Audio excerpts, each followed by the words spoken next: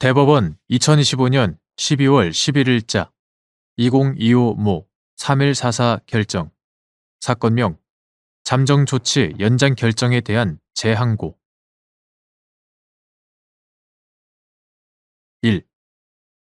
스토킹 범죄의 처벌 등에 관한 법률상 잠정조치 결정 잠정조치 기간을 연장하거나 그 종류를 변경하는 결정을 포함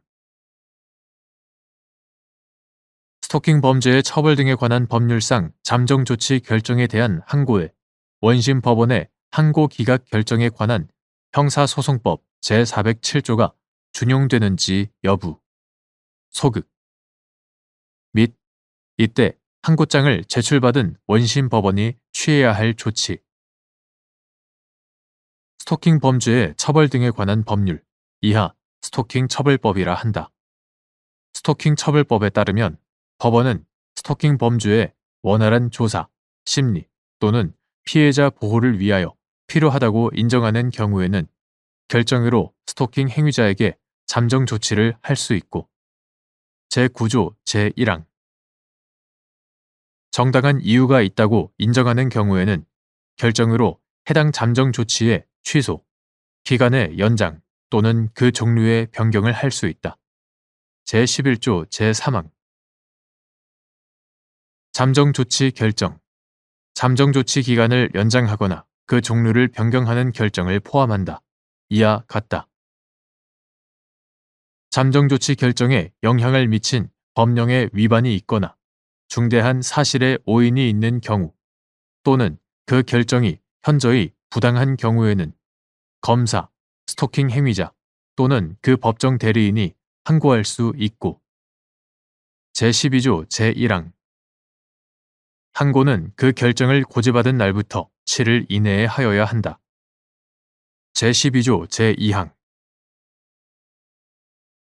항고는 원심 법원에 항고장을 제출하는 방법으로 하고 제13조 제1항 항고장을 받은 법원은 3일 이내에 의견서를 첨부하여 기록을 항고 법원에 보내야 하며 제13조 제2항 항고 법원은 항고의 절차가 법률에 위반되거나 항고가 이유 없다고 인정하는 경우에는 결정으로 항고를 기각하여야 한다.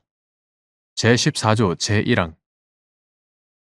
항고의 기각 결정에 대해서는 그 결정이 법령에 위반된 경우에만 대법원에 재항고를 할 수 있고 제15조 제1항 재항고의 기간 재항고장의 제출 및 재항고의 재판에 관하여는 제12조 제2항, 제13조 및 제14조가 준용된다. 제15조 제2항 항고와 재항고는 결정의 집행을 정지하는 효력이 없다. 제16조 이와 같이 스토킹 처벌법은 잠정조치 결정에 대한 항고의 기간, 항고장의 제출 및 항고의 재판에 관하여 따로 정하면서 원심 법원의 항고 기각 결정에 관한 규정이나 형사소송법을 준용하는 규정을 두고 있지 않다.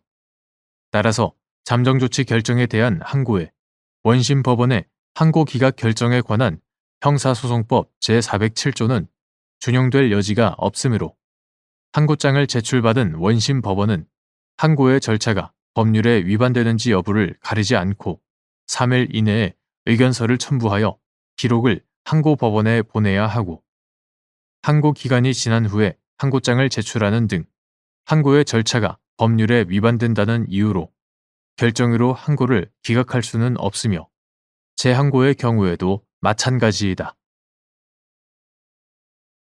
2.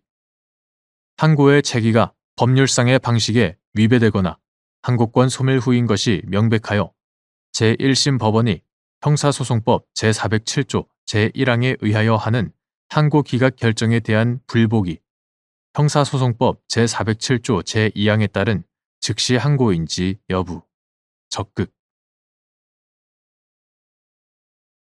항고의 제기가 법률상의 방식에 위배되거나 항고권 소멸 후인 것이 명백하여 제1심 법원이 형사소송법 제407조 제1항에 의하여 하는 항고 기각 결정은 항고 법원이 아니라 제1심 법원으로서 한 결정이어서 이에 대한 불복은 형사소송법 제407조 제2항에 따른 즉시 항고로 보아야 한다.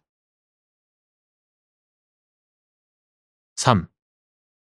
원심이 2025년 10월 2일 제1심 법원으로서 스토킹 행위자에 대하여 잠정조치 기간을 연장하는 결정을 하자 스토킹 행위자가 2025년 10월 15일 이에 대해 항고하였는데 원심이 2025년 10월 17일 형사소송법 제407조 제1항에 의하여 항고 기각 결정을 하였고 스토킹 행위자가 2025년 10월 22일 이에 대해 다시 항고하자 원심이 이를 재항고로 보아 대법원으로 기록을 송부한 사안에서 원심이 2025년 10월 15일 항고장을 제출받고도 의견서를 첨부하여 기록을 관할 법원인 항고법원에 보내지 않고 2025년 10월 17일 직접 항고를 기각한 것은 스토킹 범죄의 처벌 등에 관한 법률 제13조 제2항을 위반한 것이란 등의 이유로 사건을 관할 법원으로 이송한 사례.